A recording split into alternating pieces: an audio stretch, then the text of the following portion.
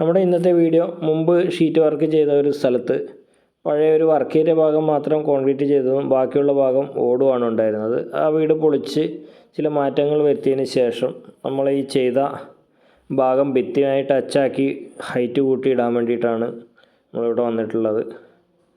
വലിയ ഷീറ്റാണ് വരുന്നത്, 20 അടിയുടെ 10-12ഓളം ഷീറ്റ് വരുന്നുണ്ട്.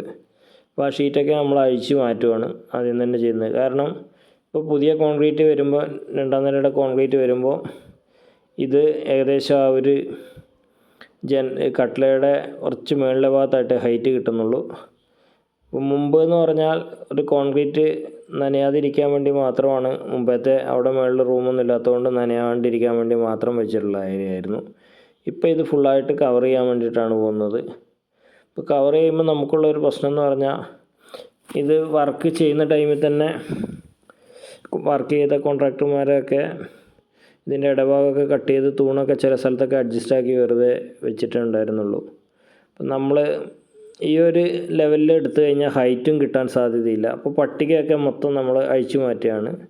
നമ്മളിവിടെ കട്ട് ചെയ്യാനും സ്ക്രൂ അഴിക്കാനും കട്ട് ചെയ്യാനൊക്കെ എടുത്തിട്ടുള്ള ആംഗിൾ ഗ്രൈൻഡർ, അതുപോലെ ഡ്രില്ലിംഗ് മെഷീൻ എല്ലാം തന്നെ കോഡ്ലെസ്സിൻ്റെ ആണ്. ഇത് നമുക്ക് അത്യാവശ്യം നല്ല ഒരു ഉപകാരമുണ്ടായിരുന്നു ഈ സൈറ്റിൽ ചെയ്യാൻ വേണ്ടി. 5 ഇഞ്ചിൻ്റെ ആണ് ആ ഗ്രൈൻഡറിന് ബ്ലേഡ് കാര്യങ്ങളൊക്കെ വരുന്നത്. ബാറ്ററി 3 ബാറ്ററി ഉണ്ടായതുകൊണ്ട് അത്യാവശ്യം നമുക്ക് ഉപയോഗിക്കാൻ പറ്റി. ഈ ഒരു സൈറ്റ് നമുക്ക് അഴിച്ച് ചെയ്യേണ്ടതുകൊണ്ട് തന്നെ കുറച്ച് റിസ്ക് ആണ്. ഇവിടെയുള്ള മെറ്റീരിയൽ പരമാവധി നമുക്ക് ഉപയോഗിക്കണം. ഷീറ്റിൻ്റെ ഹോള് കാര്യങ്ങളൊക്കെ കൃത്യം കിട്ടണം. അപ്പോൾ ഈ ഒരു ഭാഗമൊക്കെ നമ്മൾ അഴിച്ച് മാറ്റിയിട്ടുണ്ട്. ഇനി ഈ കാണുന്ന ബീമുകളൊക്കെ ഉള്ളൂ. അപ്പോൾ പരമാവധി നമുക്കതേ രീതിയിൽ തന്നെ ഇടണം. കാരണം ഷീറ്റിൻ്റെ ഹോൾ അത് മൊത്തത്തിൽ പ്രശ്നമാവും. നമ്മൾ ഈ തൂണുകളൊക്കെ കോൺക്രീറ്റ് ചെയ്ത ഭാഗത്തുള്ള തൂണുകളൊക്കെ അതുപോലെ തന്നെ നിലനിർത്തി നമ്മളതിന് ഹൈറ്റ് കറക്റ്റ് കൂട്ടുകയാണ് ചെയ്തത്. നമുക്ക് എത്രയാണോ വേണ്ടത് ആ ഹൈറ്റ് നമ്മൾ കൂട്ടിയിട്ടുണ്ട്. അതെല്ലാം ജോയിൻ്റ് അടിച്ചിട്ടാണ് ചെയ്തിട്ടുള്ളത്. കാരണം ഇവിടെ മെറ്റീരിയൽ ഉള്ളത് ഉപയോഗിക്കണം. അതുകൊണ്ട് പരമാവധി ഇതും കോഡ്ലെസ്സിൻ്റെ ആണ് ഹാമർ ഡ്രില്ലും വരുന്നത്. ഹാമർ ഡ്രില്ല് നമ്മൾ പ്ലേറ്റ് അടിച്ചിട്ടുണ്ട്. ഇത് ഈ ഒരു ഷെയ്ഡിൻ്റെ താത്തിയിട്ടാണ്, മെയിൻ വാർപ്പ് വരുന്നതിൻ്റെ കുറച്ചുകൂടെ താത്തിയിട്ടാണ് അടിച്ചിട്ടുള്ളത്.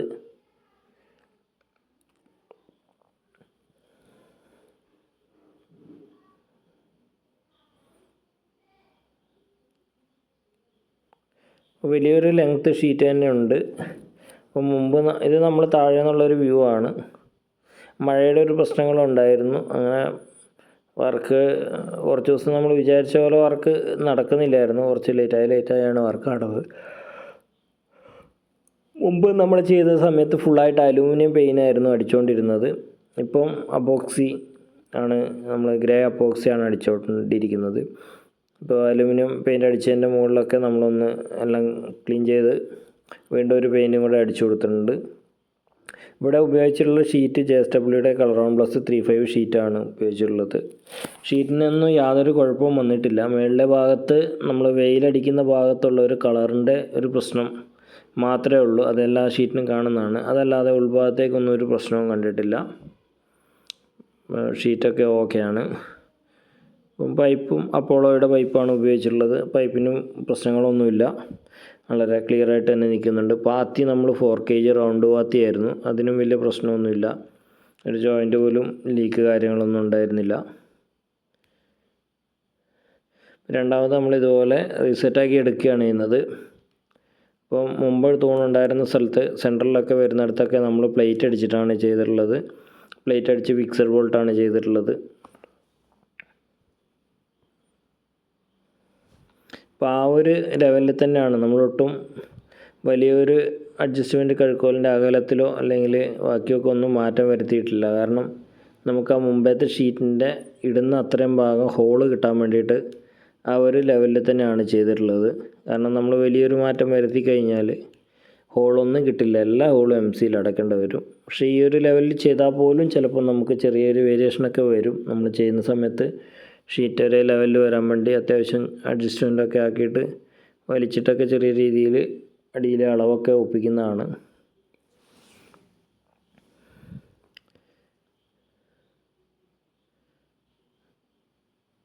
ഇപ്പോൾ തൂണിനും എല്ലാം നമ്മൾ കംപ്ലീറ്റ് ഈ പെയിൻറ്റ് തന്നെയാണ് കൊടുക്കുന്നത്.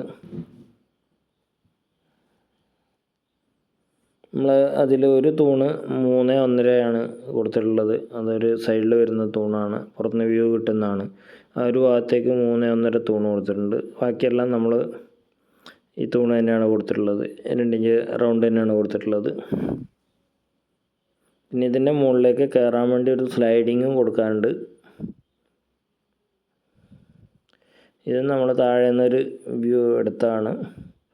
വീട് ഈ ഒരു സെറ്റപ്പിലായിട്ടുണ്ട്. നമ്മൾ ഈ ആദ്യം കാണുന്ന കുറച്ച് ഭാഗങ്ങൾ മാത്രമേ ഉണ്ടായിരുന്നുള്ളൂ, ബാക്കി പൊളിച്ചെടുത്തപ്പോൾ വന്നതാണ്. അതുകൊണ്ടാണ് ഷീറ്റ് ഇങ്ങനെ ഇട്ടത്. അല്ലാതെ ഇങ്ങനെ ഇടേണ്ട ആവശ്യം വരുന്നില്ല. അപ്പം ഫുള്ളായിട്ട് കവർ ചെയ്ത് വിട്ടിരിക്കുകയാണ്. നിലവിൽ സൺഷെയ്ഡിൻ്റെയൊക്കെ പുറത്ത് വരുന്ന രീതിയിൽ തന്നെയാണ് ഷീറ്റ് ചെയ്തിട്ടുള്ളത്. അപ്പോൾ പഴയ ഷീറ്റ് നമ്മൾ പരമാവധി ഇതുപോലെ ഇട്ടിട്ടുണ്ട്. അതിൻ്റെ 1-2 സ്ഥലങ്ങളിൽ ചെറിയ ഹോളുകൾ പുറത്തുണ്ടായിരുന്നു. അതൊക്കെ നമ്മൾ MC വെച്ച് അടയ്ക്കുന്നുണ്ട്. ഇത്രയും ഭാഗം പഴയ ഷീറ്റുള്ള ഏരിയ ആണ്. പുതിയത് അതേ ഷീറ്റ് തന്നെ നമ്മൾ JSW കളർ പ്ലസ് ഷീറ്റ് നമ്മൾ സൈറ്റ് എത്തിയിട്ടുണ്ട്. 3.5 തന്നെയാണ് തിക്നെസ്. ഇനി അതും കൂടെ കയറ്റി ഇടണം. 12 അടിയുടെയൊക്കെ ഷീറ്റാണ് വരുന്നത്. 12 അടിയുണ്ട്, 10 അടിയൊക്കെ ആണ് ഷീറ്റ് വരുന്നത്. അതും കൂടെ കയറ്റി ഇടാനുണ്ട്.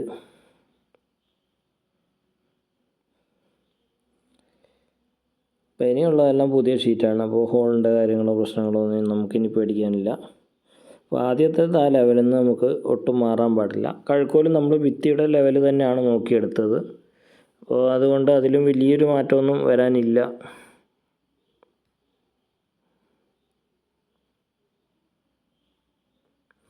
നമുക്ക് ഇത്രയും വലിയൊരു ലെങ്ത്തൊക്കെ വരുന്ന സമയത്ത് വേണമെങ്കിൽ ഡബിളൊക്കെ അടിച്ച് ചെയ്താൽ കുറച്ചും കൂടെ ഇതിനേക്കാളും നല്ല രീതിയിൽ ബലം കിട്ടും. നമ്മളിത് മുമ്പ് ചെയ്തിട്ടുള്ള വർക്ക് ആയതുകൊണ്ട് തന്നെ ആ മെറ്റീരിയൽ ഉപയോഗിച്ച് ചെയ്യാൻ വേണ്ടിയാണ് വലിയൊരു കോസ്റ്റ് ഇതിന് കയറ്റാത്ത രീതിയിലാണ് വർക്ക് ചെയ്തിട്ടുള്ളത്.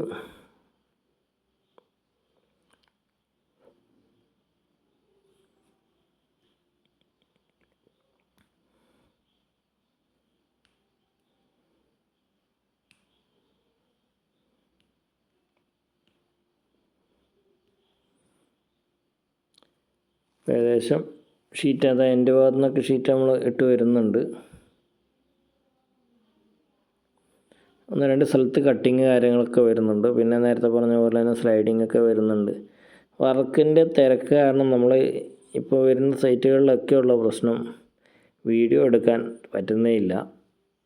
ഒന്ന് ഓടിച്ചിട്ട് എടുക്കുന്നത് മാത്രമേ നടക്കുന്നുള്ളൂ. പഴയ പോലെ നിന്ന് വീഡിയോ എടുക്കാനൊരു ടൈം കിട്ടുന്നില്ല. എല്ലാ വർക്കുകളും ഈ ഒരു ടൈം ആയതുകൊണ്ട് തന്നെ ആൾക്കാർ തിരക്ക് വരുന്ന സൈറ്റാണ്. കറണ്ടിൻ്റെ പ്രശ്നം, മഴ ഒരു ഭാഗത്ത് ഇതിൽ മഴ കാണുന്നുണ്ട്, ഈ ഒരു പ്രശ്നങ്ങളൊക്കെ ഉണ്ട്. അതുകൊണ്ട് വളരെ ചെറിയ ടൈമിൽ മാത്രമേ നമുക്ക് വീഡിയോ എടുക്കാൻ പറ്റുന്നുള്ളൂ. ഇപ്പോൾ നമ്മൾ വർക്ക് കംപ്ലീറ്റ് ആക്കിയിട്ടുണ്ട്. സൈറ്റിലെ വർക്ക് ഫുള്ള് ഫിനിഷ് ആക്കിയിട്ടുണ്ട്. ഇതിൽ സ്ലൈഡിങ്ങും എല്ലാം ഉൾപ്പെടുത്തിയിട്ടുണ്ട്.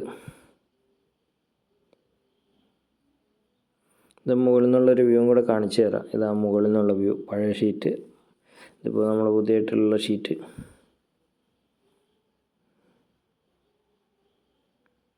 ഇത് ഷീറ്റ് പല സൈസിലാണ് കിടക്കുന്നത്. ഓരോ സ്ഥലത്തും ഫസ്റ്റ് വരുന്ന 12 അടി, രണ്ടാമത് വരുന്ന 10 അടി. അതിൻ്റെ ഇറക്കം ചെറിയ ചെറിയ വ്യത്യാസമുണ്ട്. പിന്നെ നമ്മളത് കട്ട് ചെയ്ത് ഒഴിവാക്കേണ്ട പ്രശ്നമില്ലാത്തതുകൊണ്ട് അത് കട്ട് ചെയ്ത് ഒഴിവാക്കിയില്ല, അവിടെ തന്നെ നിലനിർത്തുകയാണ് ചെയ്തത്. എല്ലായിടത്തേക്കും പരമാവധി വെള്ളം പ്രശ്നം വരാത്ത രീതിയിലാണ്, സൺഷൈഡിൻ്റെ പുറത്തെത്തുന്ന വിധത്തിലും ഒക്കെയാണ് ഷീറ്റ് ചെയ്തിട്ടുള്ളത്. ഈ ഒരു ഭാഗത്തായിട്ട് നമ്മളൊരു സ്ലൈഡിങ് കൊടുത്തിട്ടുണ്ട്. സാധാരണ സ്ഥിരം ചെയ്യുന്ന സെറ്റപ്പ് തന്നെയാണ്. ഇവിടെയും ഷെയ്ഡിൻ്റെ താഴേക്ക് കോൺക്രീറ്റ് കുറച്ച് തള്ളി വയ്ക്കുന്നുണ്ട്. അതുകൊണ്ട് ഷീറ്റും കൂടെ നമ്മൾ തള്ളിയിട്ടുണ്ട്. സാധാരണ കൊടുക്കുന്ന പോലെ തന്നെ ടോപ്പിലൊരു 1 ഇഞ്ച് പൈപ്പ് കൊടുത്തിട്ട് ഒരു സപ്പോർട്ട് മുകളിലേക്ക് പറന്നു പോകാതിരിക്കാൻ സ്ലൈഡിങ്ങിന് കൊടുത്തിട്ടുണ്ട്. ഇറങ്ങാൻ ഏറ്റവും ഈസി ആയിട്ടുള്ള സ്ഥലം തന്നെയാണ്, ഇവിടെയാണ് കറക്റ്റുള്ള സ്ഥലം. അപ്പോൾ അതുകൊണ്ട് തന്നെ ഒരു ഷീറ്റ് വിട്ടിട്ട് ഇവിടെയാണ് സ്ലൈഡിങ് കൊടുത്തത്. അപ്പുറത്തെ